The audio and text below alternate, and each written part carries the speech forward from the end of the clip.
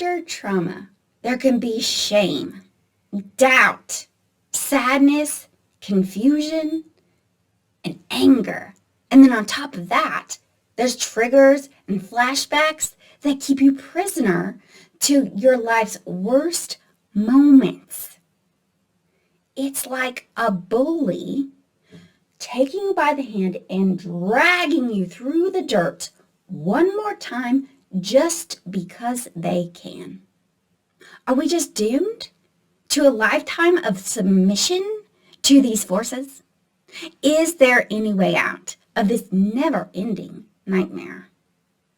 I'm Dana Hicks, a licensed clinical mental health counselor, and have an analogy that will help you ditch all those emotionally excruciating moments and leave you free from all of it, leaving the bully high and dry and you free and clear to embrace the rest of your life.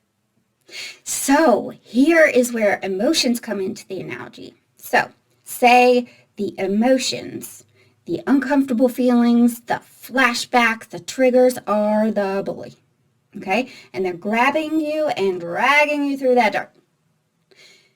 Your first instinct is probably going to be not to acknowledge them or go as far away from them as possible. Do anything else but think of them, right? But that only tightens their grip and makes them more frequent. So they're more intense and more all the time, okay? They might go away for a minute, but they're coming back, and they're coming back twice as strong and twice as frequent, okay?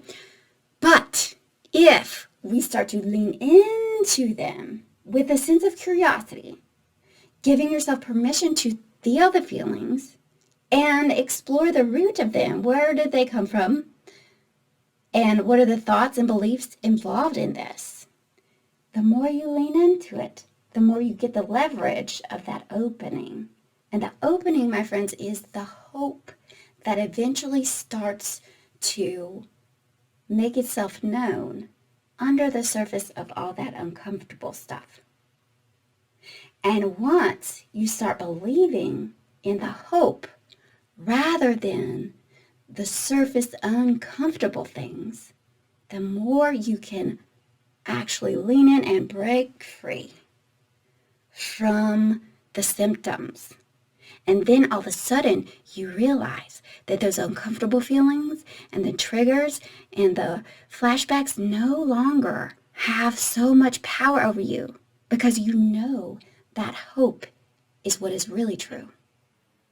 So in conclusion, even though it might seem a little counterintuitive, if we start to lean into the uncomfortable feelings and face them for what they are, as well as what the root of them are, then it is just a matter of time until that hope starts to bubble up and you have a choice to believe in the hope.